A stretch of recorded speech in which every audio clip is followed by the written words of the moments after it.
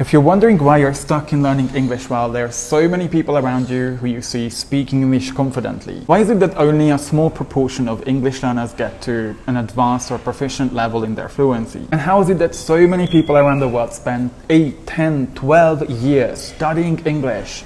A bunch of grammar rules, memorizing vocabulary, they might even understand basic English, yet they can't speak in full sentences and miss out on a ton of life and job opportunities because of their lack of fluency. In this video, besides getting a real answer to why you're stuck in learning English, you'll be hearing about the one tiny yet incredibly impactful thing that I needed to change to see faster progress with my fluency, and why after so many years of studying English grammar and memorizing vocabulary, preparing for all the classes and doing all the homework, I still wasn't able to speak English confidently, and how overcoming this with that one small shift allowed me to live in 4 different countries, travel to 39 countries, and run my own language coaching company where I'm teaching other ambitious professionals and content creators and business owners to build their confidence. And to those of you who patiently watch this video till the end, I'm going to give you some of my best strategies that my paid students use to build their confidence. So in the next 2-3 months, you will look at your own fluency and confidence from a completely different perspective, and your relationship with English, how you look at improving your English,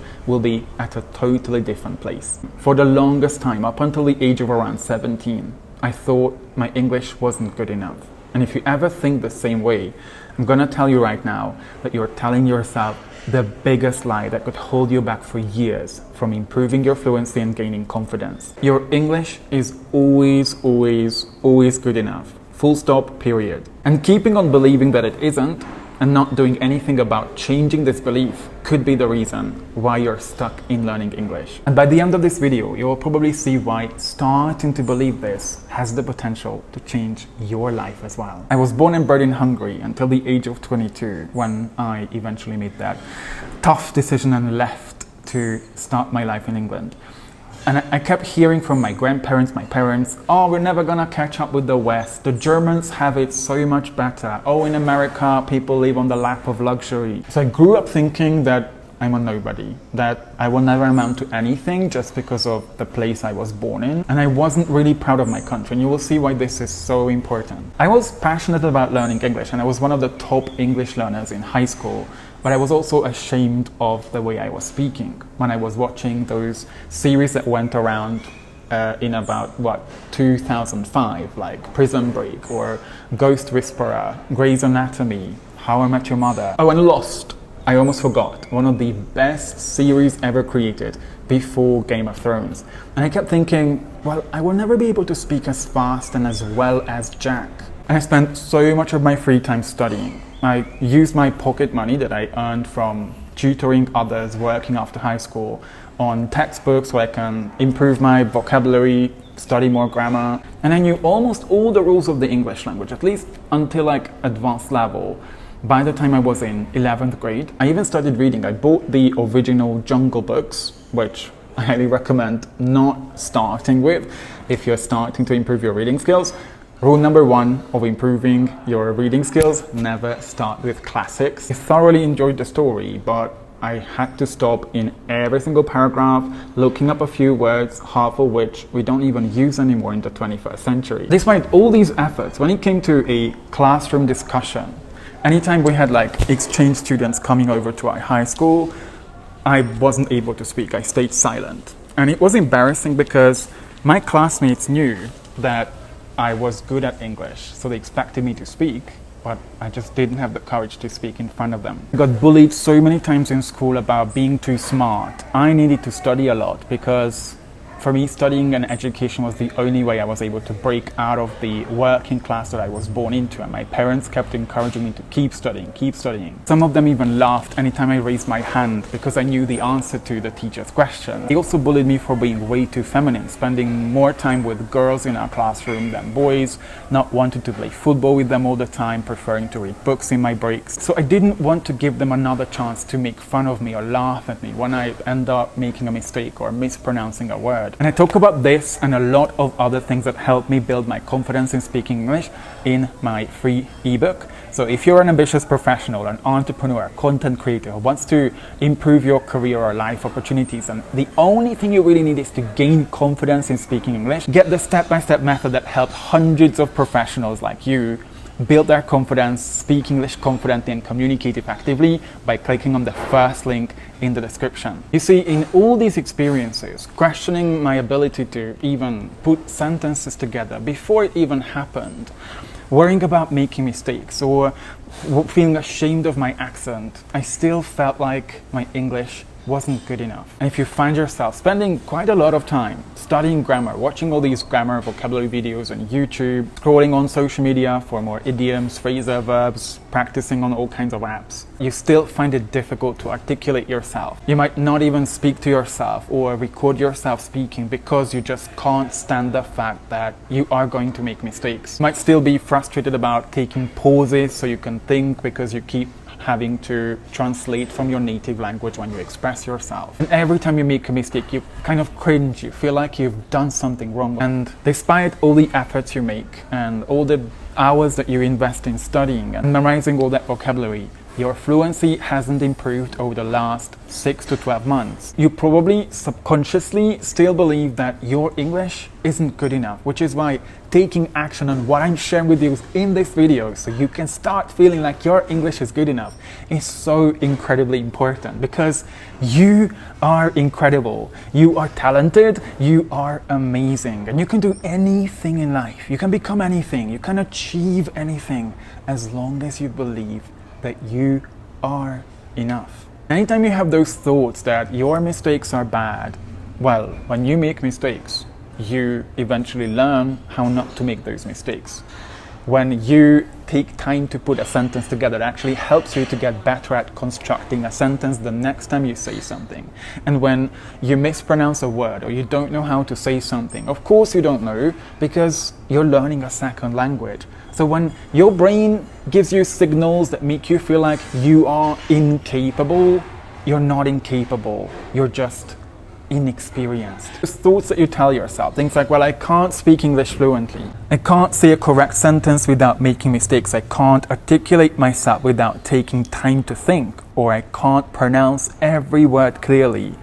We need to put a yet after them, because it's all a question of consistent effort, focus, and patience, and you're gonna get there. Feeling this way isn't your fault. We spend years and years in school studying a lot of grammar. Need to study words for tests, maybe do some writing or speaking practice, but most of us don't really do it very seriously. But whenever we make mistakes or don't translate the sentence correctly, we lose points, or the teacher gets angry at us. None of this has ever helped any of my students over the last 17 years build their confidence. Because have you seen anyone who ever built confidence in speaking English because they applied all those old traditional rules that they picked up back when they were learning English in school? What helps most of my students get rid of their fears of making mistakes and stop worrying about it, get stressed about learning English within like the first month of working with us, is the opposite of what we learned in school. Not studying the grammar rules, but seeing a lot of examples of how the grammar is used, processing that grammar, practicing speaking using those grammar structures until they all become automatic, obviously one at a time. Not focusing on memorizing vocabulary that then we forget after taking the test, but focusing on long-term memory, which you can hear a lot about on my channel, and not being afraid of making mistakes, but using mistakes as stepping stones. Requesting feedback on our mistakes, starting to be more curious about what we keep making mistakes with, so I finally get rid of them. Those negative thoughts in your head might be because you've been brought up by hypercritical parents like I was. I mean, don't get me wrong, I love my parents.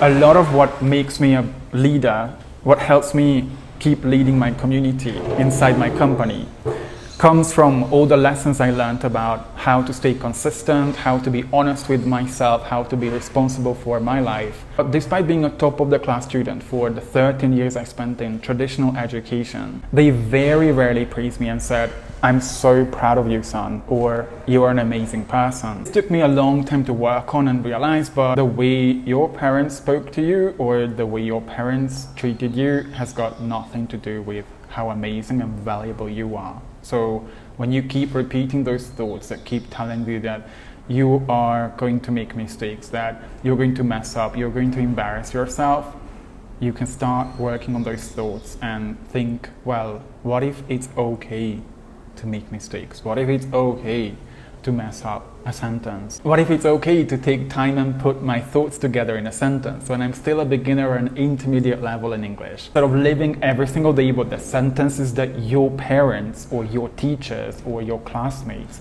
put into your mind.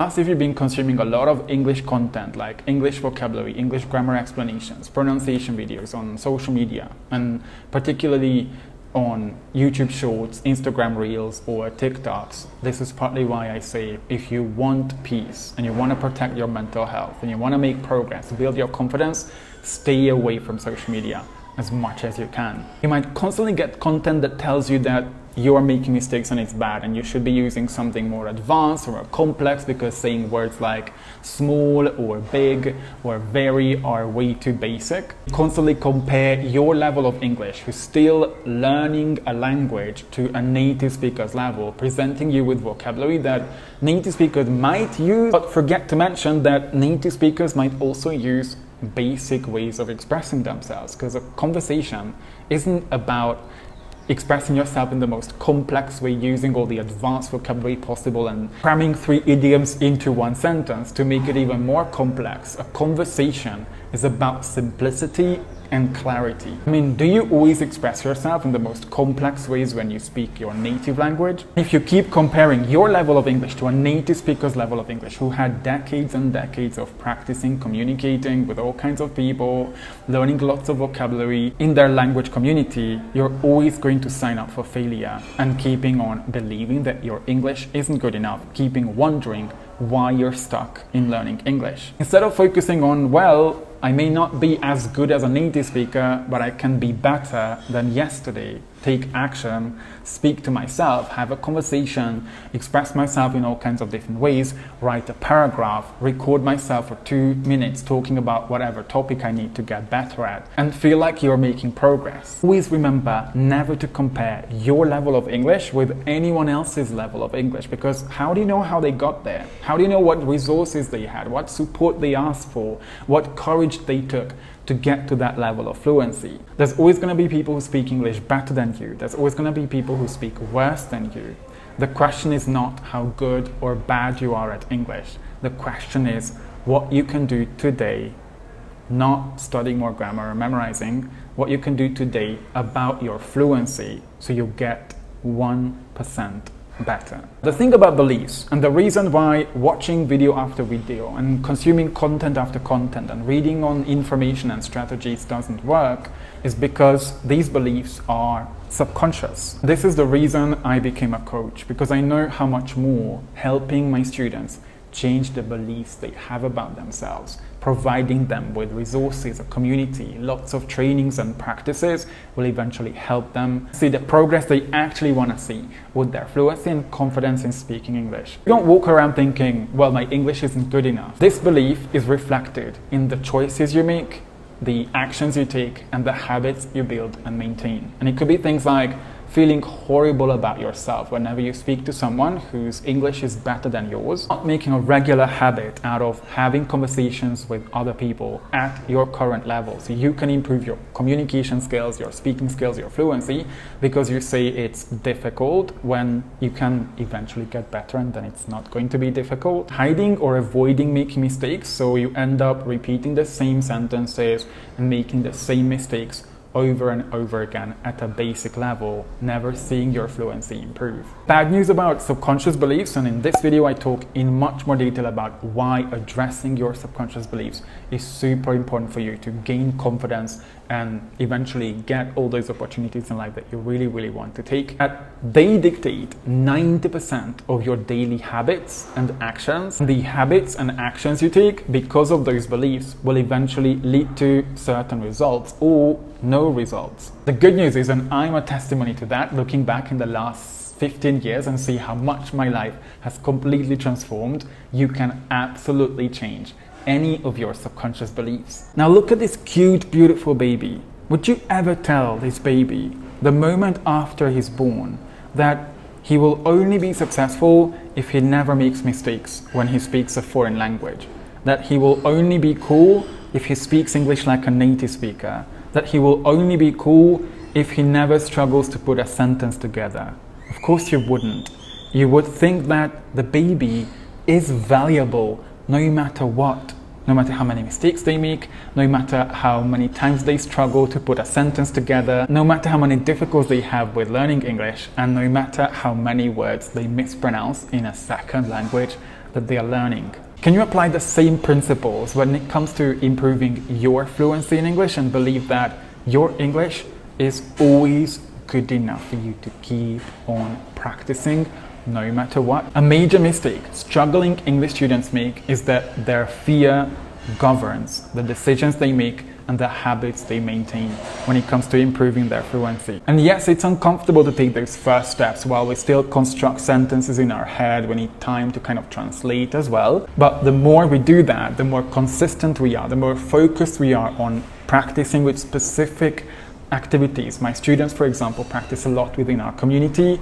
We can make sure we get better and better and better at that skill. And yes, it's scary to speak and make mistakes in front of other people while we're still scared of other people's judgment, but understanding that we can make as many mistakes we can and other people can judge us as much as they want to.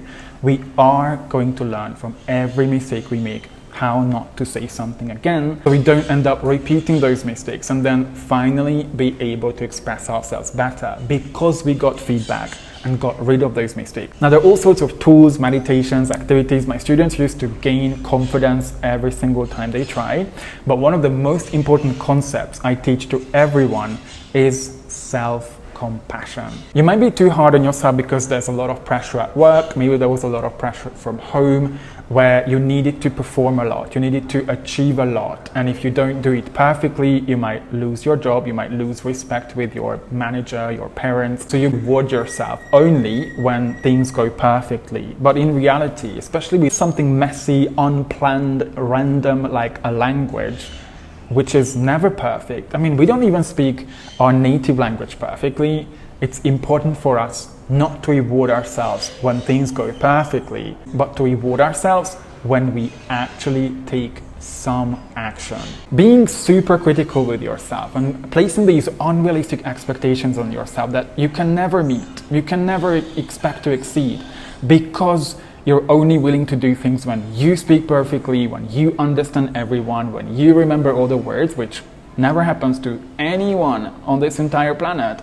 And this is coming from someone who was super self-critical with myself until I was like 26 years old, is never going to help you achieve the fluency you want. Instead, whenever you have those thoughts telling you that you're going to embarrass yourself, that you're going to make mistakes, place your hands on your heart and say, I can do this despite my fear.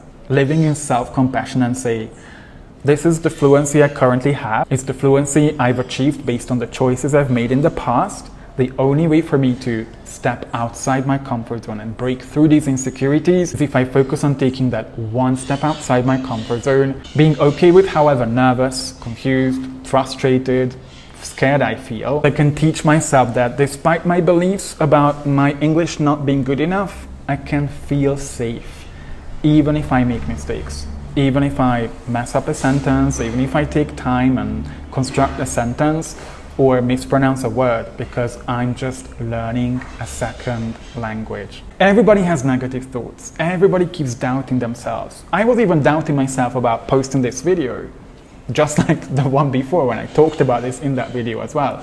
But the reason you are stuck with learning English is because you choose to listen to those negative thoughts instead of saying, well, I may not be able to speak perfectly, but I can take this action, do something for half an hour, an hour in front of other people using the grammar and vocabulary I already know and aim at a 1% improvement instead of 0 improvement for months and months and months because of my perfectionism. The simple thing confident English speakers do when they have those negative thoughts that tell them that they are going to mess up, that they're going to make mistakes, that they're going to mispronounce words, that people are going to judge them, is say, It's time to prove myself wrong. Because as long as you practice in a safe space where nobody judges you, as long as you get the feedback and the support so you can focus on doing activities that actually help you improve, there is no reason for you to worry if you are serious about learning English. It's self-compassion not to waste hours and hours scrolling on social media, watching videos,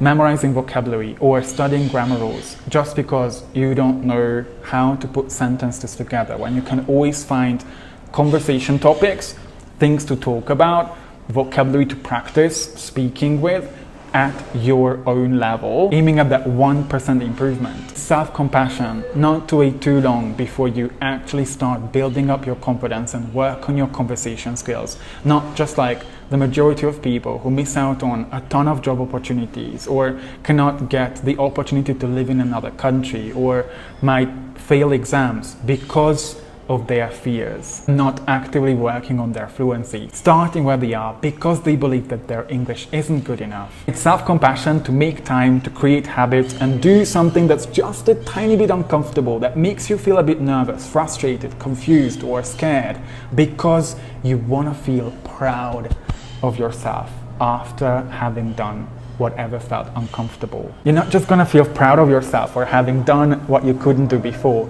but you'll also be able to find the motivation to keep going, because motivation comes after we take some action. Plus, you're gonna get one step closer to your fluency and your goals with learning to speak English fluently, getting that better job, increasing the opportunities you have in life, and potentially moving to another country or opening your business to international clients as well. The only question every effective English communicator I've ever taught asked themselves every single day wasn't, oh my god, what can I avoid today so I can stay safe and I can play it small, but what is one way, a small thing I can do today to prove myself wrong when I believe that my English isn't good enough? What is one small thing I can do every single day that challenges me, that speaks against this belief, so I can slowly, step by step, prove to myself that my English is indeed good enough?